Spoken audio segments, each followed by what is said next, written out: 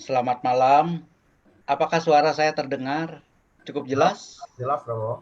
Cukup jelas ya. Ya, latar Baik. belakangnya luar biasa Romo. Ini latar belakangnya dari Pusdiklat Kusala Arama. Iya, Nggak salah kan saya kan? wah luar biasa Romo. Baik, kita akan mulai ya. Wandami Bante Adikusalo, mohon izin saya memberikan Dhamma Desana.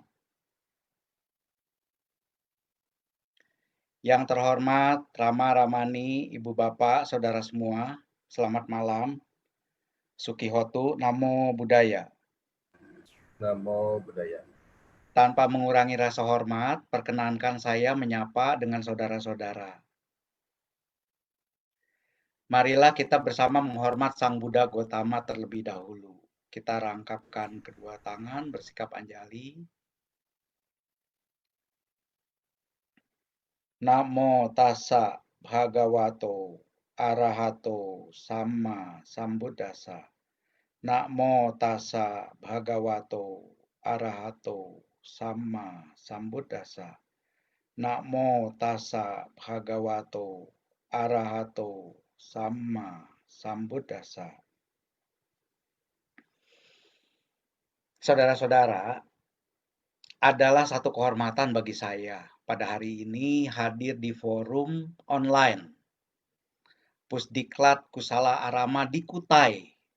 Beberapa tahun yang lalu, ini saya ke Samarinda. Ini sepertinya belum ada nih Pusdiklat Kusala Arama di Kutai. Begitu ya Romo Afan ya? Betul, Romo selamat. Ya, jadi ini satu kehormatan bagi saya untuk mengisi walaupun di forum online.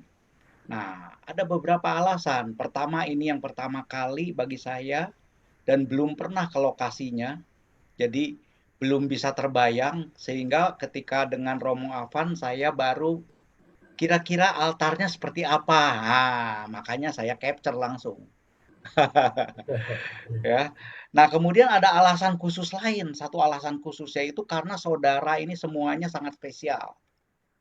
Hari ini media online ini banyak sekali dan berbarengan pada jam yang sama hari ini ada kelas online, ya. Hari ini saudara beserta segenap panitia dan pengurus telah mengatasi rintangan baik dari luar maupun dari dalam diri sendiri.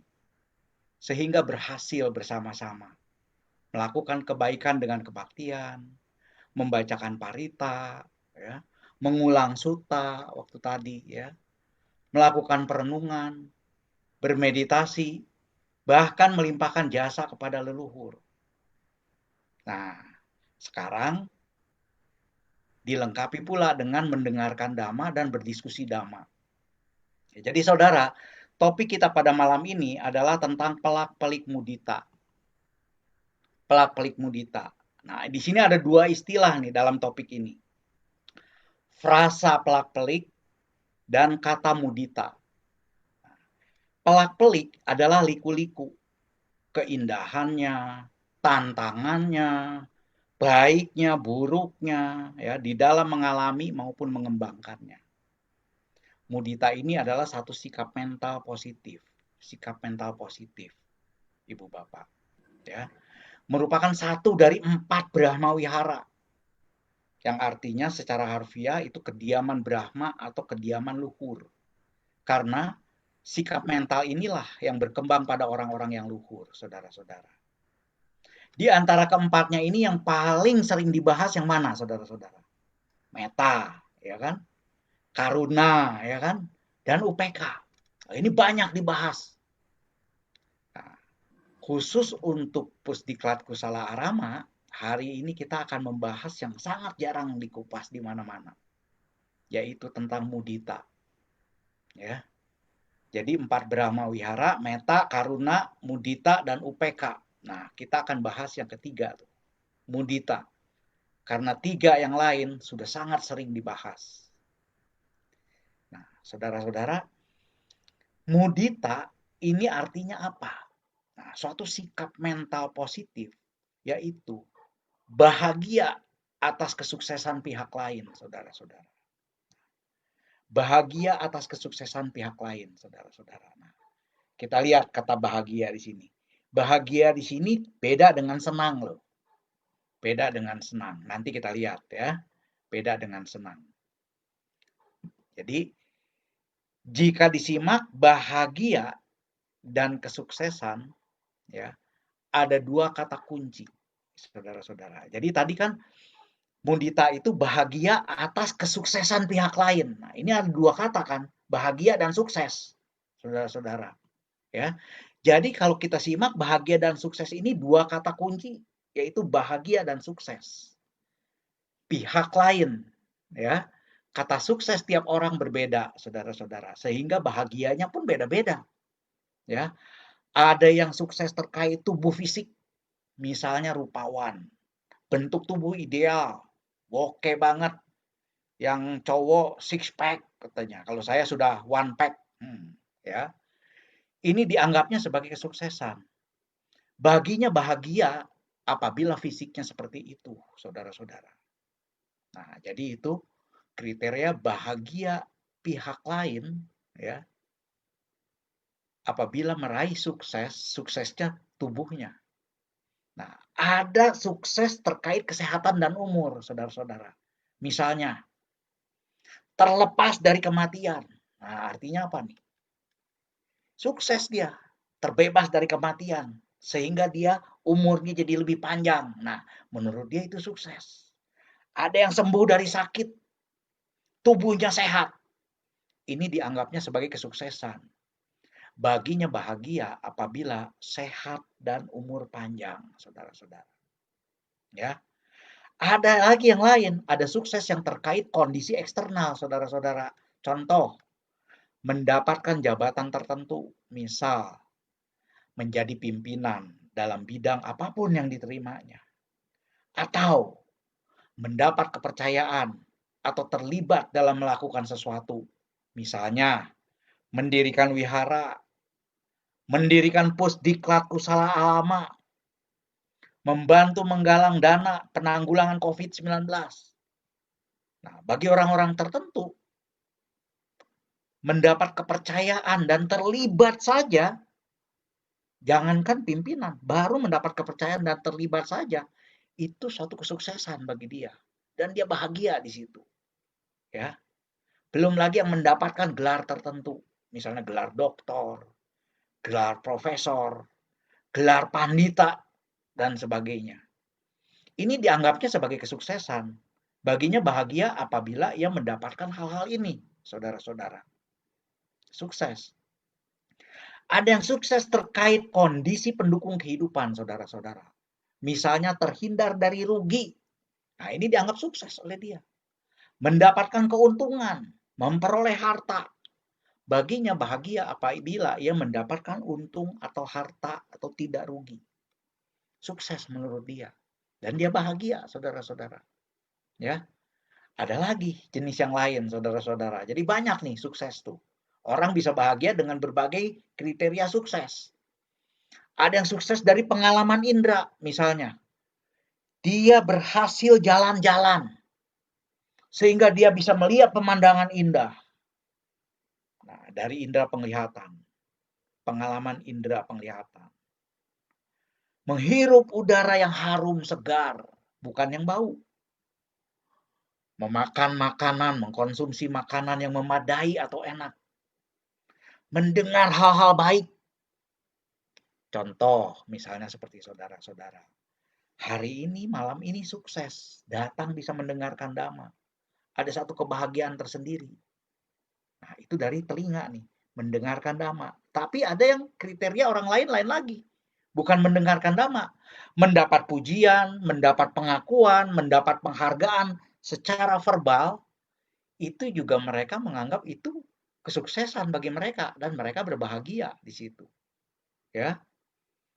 Mengalami sentuhan yang nyaman, tidak menyakitkan, itu juga merupakan kesuksesan bagi dia. Kalau yang sehari-hari dia keras hidupnya secara fisik. Sehingga mendapatkan kenyamanan fisik dari 5 indera, ini dianggapnya sukses. Sensasi 5 indera ini. Nah, Ada sukses yang lain, saudara-saudara, terkait kondisi harian, misalnya mencuci piring, membersihkan rumah, belajar pelajaran, mendengarkan dhamma. Baginya bahagia apabila kegiatan ini tercapai dan selesai dengan baik. Lega rasanya. Ya, ada yang sukses terkait pengalaman batin, saudara-saudara. Contoh, tidak pernah mendapatkan rasa tertekan, stres, depresi, tidak sakit ingatan, sembuh dari stres. Baginya inilah bahagia. Nah, saudara, apapun yang dialaminya, ini yang mereka alami. Dan itu akan menjadi objek penglihatan dan pendengaran kita dalam kehidupan sehari-hari, saudara-saudara. Jadi, kesuksesan dan kebahagiaan mereka itu menjadi objek penglihatan dan pendengaran kita loh, saudara-saudara. Juga objek pemikiran kita, saudara-saudara, dalam kehidupan sehari-hari. Ya, itu kenyataannya, saudara-saudara. Dan pertanyaan yang muncul adalah, dari sisi orang yang sukses dulu nih, pihak lain nih, saudara-saudara. Jadi kita tidak lihat kita nih, dari pihak lain nih, ya.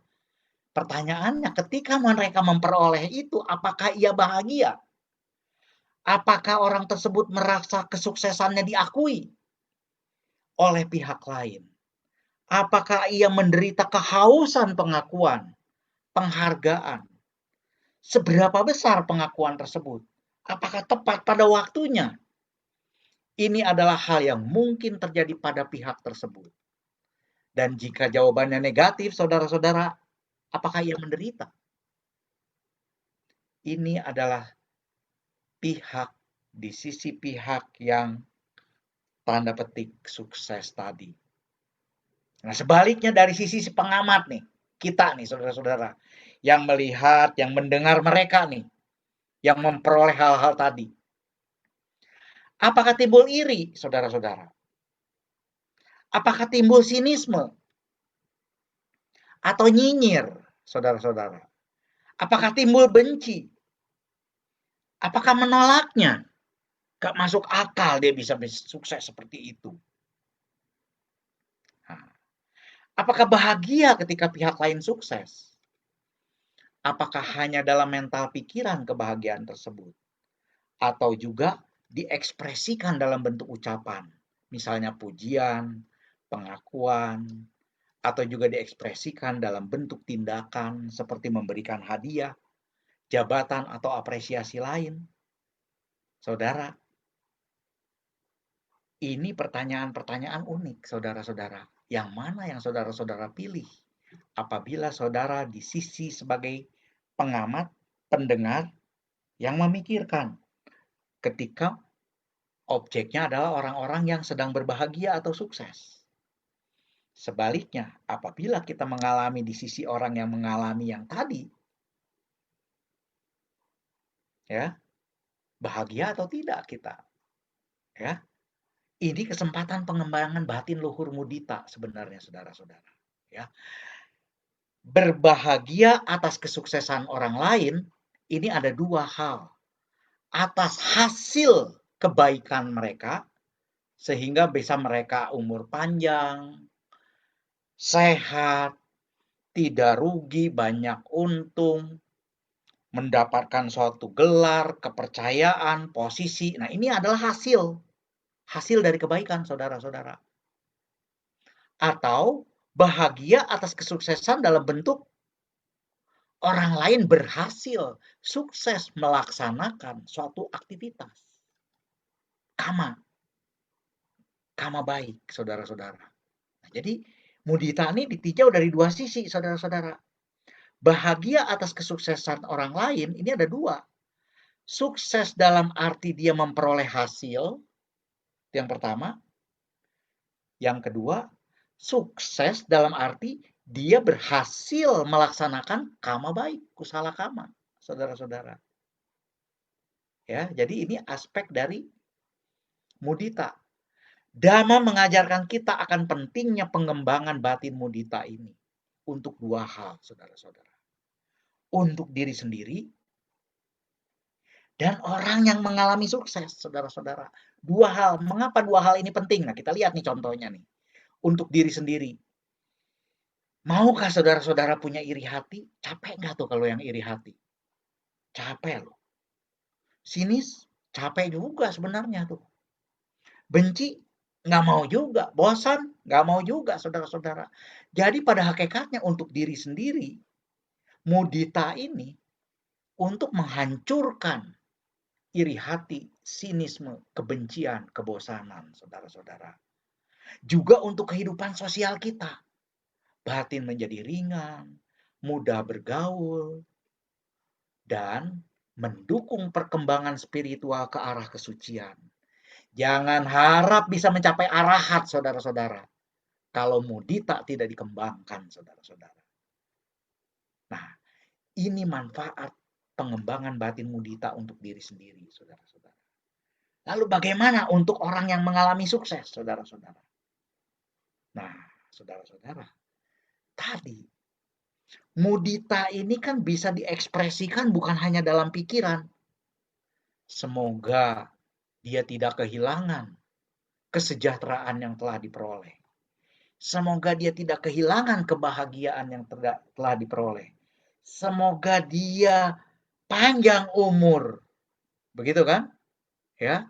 Semoga dia bisa memperoleh kebahagiaan yang dulu pernah dia peroleh. Nah, ini kan dalam pikiran nih saudara-saudara. Tapi orang yang mengalami sukses tadi tuh, ketika dia mengalami itu, ada, dan saya mengamati ya saudara-saudara, mengamati sebagian besar orang yang mengalami itu, dia menginginkan suatu pengakuan verbal, dukungan atas mudita orang lain dalam bentuk verbal, ya, agar tidak punya penderitaan, kehausan akan pujian, rasa dihargai, rasa didukung, rasa dicintai, rasa diperlakukan kecil, ya, dianggap kecil, rasa diperlukan, ya. Nah, saudara-saudara, jadi ini di dalam umum banyak mereka yang berhasil meraih sukses, sukses apapun yang tadi itu yang banyak tadi, ya. Mereka tetap merasa tidak dihargai, tidak merasakan sukses. Karena sukses bagi mereka rupanya ada satu tanda petik. Dibutuhkan secara verbal, dia merasa dianggap berhasil, dianggap sukses. Merasa didukung, merasa diperlukan, merasa dianggap besar, merasa dicintai, saudara-saudara. Cukup banyak kasus, saudara-saudara. Orang merasa tidak dihargai, merasa tidak didukung, merasa tidak diperlakukan, dan merasa tidak diperlukan, merasa dikecilkan, merasa tidak dicintai. Yang berakibat sikap mental dan perilaku yang buruk. Gara-gara apa, saudara-saudara? Gara-gara pihak yang terlibat kepada dia tidak ada apresiasi berupa mudita yang dia rasakan. Sehingga dia merasa tetap lonely. Tidak dapat apa-apa, saudara-saudara.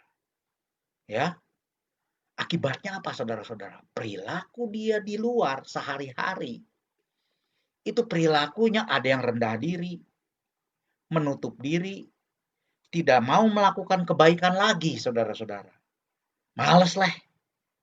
Kerja begini capek lah, nggak ada penghargaannya. Nah, padahal penghargaan itu datangnya dari siapa? Dari orang yang mengamati. Berupa apa? Mudita, saudara-saudara. Entah dalam bentuk verbal atau fisik, hadiah misalnya, atau apa. Ya kan? Merasa kegiatan apapun salah. Merasa tak berguna. Merasa hidup sia-sia, saudara-saudara. Bahkan ada yang ingin bunuh diri dan seterusnya. Demikian saudara-saudara pelak-pelik mudita. Sisi buruknya, jika tidak atau kurang berkembang, itu akan buruk terhadap diri sendiri. Bahkan walaupun dia bercita-cita ingin mencapai arahat, kalau mudita ini tidak berkembang, jangan harap arahat itu akan datang dicapainya. Sisi baiknya, saudara-saudara, jika muncul, tumbuh, berkembang di dalam kehidupan sehari-hari, baik sebagai pribadi maupun sebagai makhluk sosial, ya, itu akan menjadi lebih mulus, lebih bagus. Sehingga apa? Kebaikan-kebaikan akan mudah untuk berbuah. Dan kebaikan-kebaikan akan mudah dilakukan lagi. Efeknya sangat besar, saudara-saudara. Oleh karena itu, saudara, marilah kita latih. Kita munculkan, kita tumbuhkan, kita kembangkan sikap mental mudita ini secara bertahap.